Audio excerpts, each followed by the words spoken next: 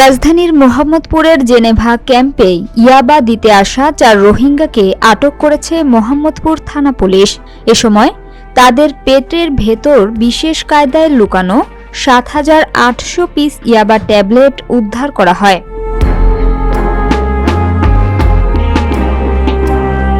শনিবার দুপুরে Geneva camp সংলগ্ন মোহাম্মদপুর উচ্চ বিদ্যালয়ের সামনে থেকে তাদের আটক করা হয়। আটককৃতরা হলেন সাদেক, রমজান, সৈয়দ নূর ও নাসির উদ্দিন।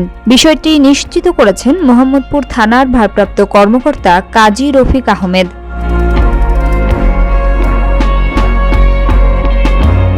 তিনি বলেন, টেকনাফের রোহিঙ্গা ক্যাম্প থেকে বিশেষ কৌশলে ইয়াবা বহন করে জেনেভা ক্যাম্প এলাকায় প্রবেশ করার চেষ্টা করেন 4 রোহিঙ্গা যুবক।